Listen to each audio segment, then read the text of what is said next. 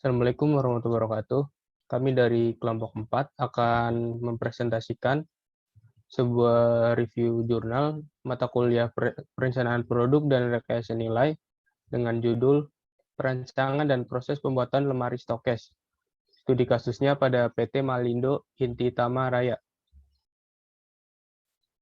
Next. Untuk anggota kelompok kami itu yang pertama ada Fahmi Iskandar, kemudian ada Zahra Nurdiwa Widyadana, kemudian ada Rizky Ardiansyah, dan kemudian ada Salsabila Asri. Next.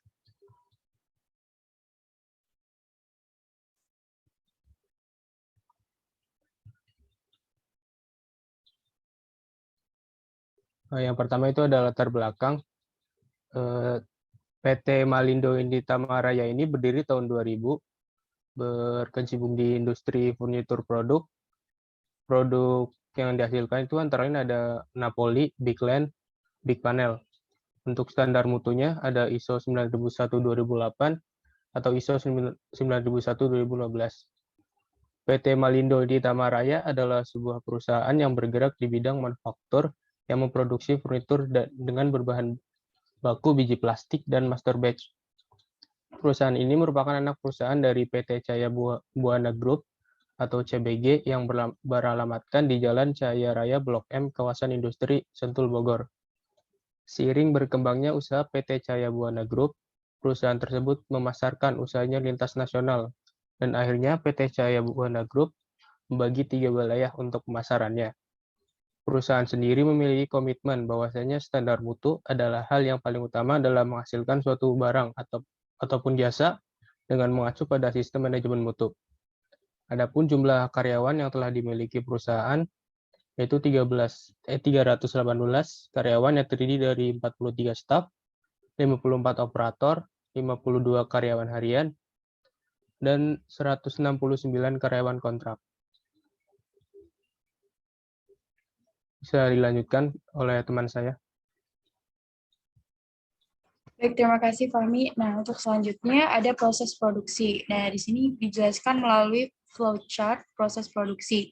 Nah, yang pertama ini ada persiapan bahan baku, kemudian setting mesin mixingnya, karena kita menggunakan mesin mixing, lalu mixing bahan baku, selanjutnya setting mesin hopper, lalu ada selain mesin mixing ada mesin hopper juga, selanjutnya ada penuangan komponen ke mesin hopper, lanjut ke setting mesin injection, kemudian ke pelelehan dan pencetakan komponen, pengecekan komponen, selanjutnya assembly, dan yang terakhir packaging.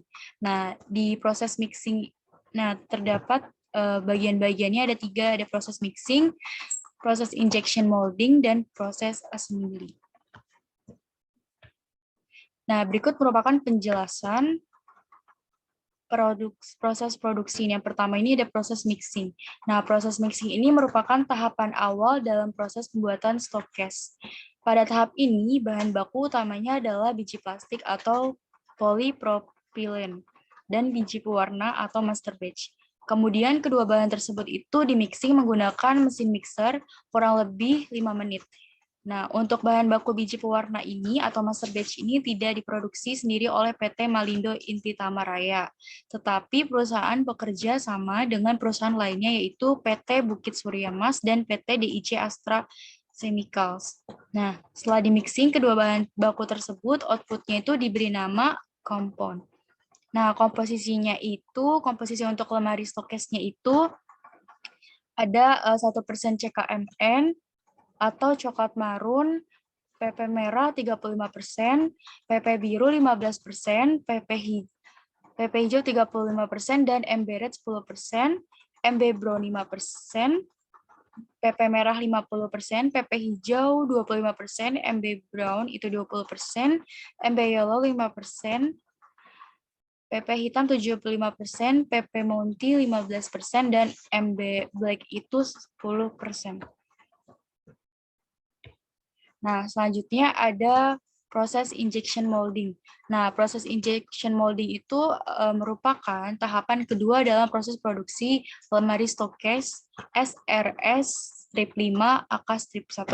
Nah, sesudah bahan baku biji plastiknya ini dan pewarna ini dicampur, outputnya itu menjadi kompon. Nah, mesin injection molding ini bertanggung jawab melakukan proses injection molding bahan baku kompon. Nah, bahan baku yang sudah menjadi kompon ini dimasukkan dan ditampung ke dalam sebuah hopper. Setelah itu turun ke dalam barel secara otomatis. Nah, kompon tersebut dilelehkan oleh pemanas yang terdapat di dinding barrel dan gesekan yang diakibatkan oleh perputaran sekrup injeksi. Kompon yang sudah meleleh dan diinjeksi oleh sekrup injeksi ini melalui nozzle ke dalam cetakan yang didinginkan oleh air. Untuk setiap kali melakukan injection, suatu komponen membutuhkan waktu injeksi kurang lebih 3 detik. Produk yang sudah mengeras dan dingin kemudian akan dikeluarkan dari cetakan oleh pendorong dengan bantuan angin atau hidraulik yang ada di dalam rumah cetakan. Kemudian akan diambil oleh operator. Nah, pada saat pendinginan produk secara bersamaan di dalam barel tersebut terjadi proses pelelehan plastik, sehingga produk dikeluarkan dari cetakan dan cetakan tersebut menutup kemudian plastik yang sudah leleh dan bisa langsung diinjeksi. Nah, berikut di bawah ini adalah gambar dari mesin injection molding. Next, nah ini selanjutnya ada penjelasan secara detail proses pada mesin injection molding. Nah, ada beberapa step. Nah, yang pertama itu adalah proses menutup cetakan atau close mold. Nah, ini ada gambar-gambar dan juga bagian-bagiannya. Bagian-bagian dari mold close. Jadi, bahan baku yang telah dicampur dan menjadi sebuah kompon, itu kemudian kompon ini dimasukkan ke dalam bagian dari mesin injection molding. Nah, adapun kapasitas hoppernya untuk tipe mesin besar 150 kg, untuk mesin sedang 100 kg, dan untuk mesin kecil itu 50 kg. Nah, diawali dengan proses menutup cetakan. Mold ini terdiri dari dua bagian besar, yaitu sisi core dan sisi cavity. Sisi cavity ini diikat pada stationary platen mesin injeksi, sedangkan sisi core-nya itu diikat pada moving platen mesin. Terletak di gambar mold close. Nah, bagian inilah yang bergerak membuka dan menutup.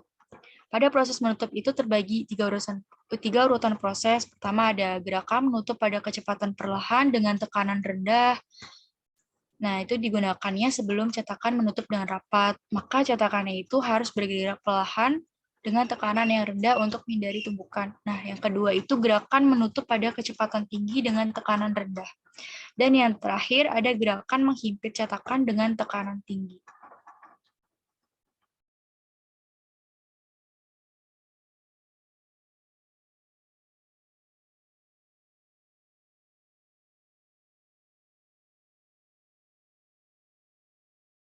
Baik, mungkin saya akan lanjutkan. Ini yang kedua ini ada injeksi pengisian atau fill injection. Di sini ada gambar dari fill injection, unit injeksi yang terdiri dari nozzle, barrel, dan screw, dan seterusnya bergerak mendekati mold, hingga nozzle bersentuhan dengan mold.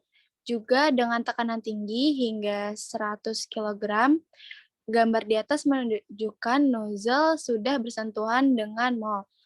Bagian mold yang bersentuhan langsung dengan nozzle disebut spray bus. Kemudian mesin melakukan proses injeksi pengisian, yaitu menyuntikkan plastik cair ke dalam mold.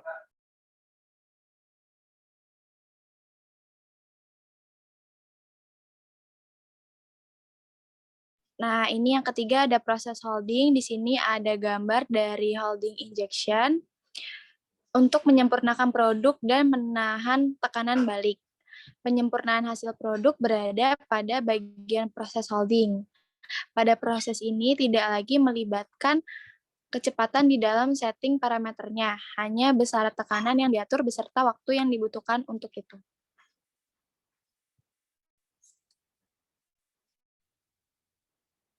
Mungkin next bisa dilanjutkan oleh Rizky.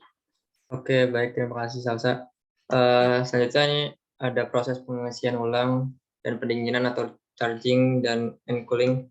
Charging sendiri adalah berputarnya screw dengan bantuan motor hidrolik ke arah putaran yang telah ditentukan, sehingga kompon masuk ke dalam barel, digiling oleh screw, dan sampai di depan torpedo sudah dalam keadaan cair dan siap untuk disuntikkan ke dalam mold.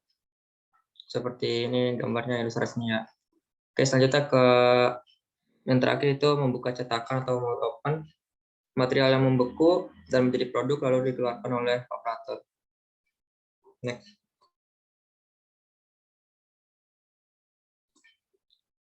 Yang ketiga ada proses assembly. Proses assembly merupakan tahapan terakhir dalam proses produksi lemari plastik ini. Pada tahap sebelum assembly ada proses yang dinamakan proses finishing. Jadi stok case yang sudah dicetak menggunakan mesin injection molding kemudian akan diambil oleh operator dan operator akan membersihkan sisa-sisa scrap yang membuat sisi permukaan menjadi tajam menggunakan pisau tajam secara manual. Nah, setelah itu diambil beberapa sampel untuk dilakukan uji kualitas komponen, apakah sudah sesuai dengan cetakan dan apakah antar komponen bisa dirakit satu sama lain. Kemudian masuk ke tahap assembly, yang merupakan proses perakitan atau pengemasan sebuah produk yang dikerjakan secara manual oleh operator. Next. Oke, dikembalikan ke Fahmi. Baik, terima kasih. Itu tadi pemaparan dari kami. Kurang lebihnya mohon maaf. Assalamualaikum warahmatullahi wabarakatuh. Waalaikumsalam warahmatullahi wabarakatuh.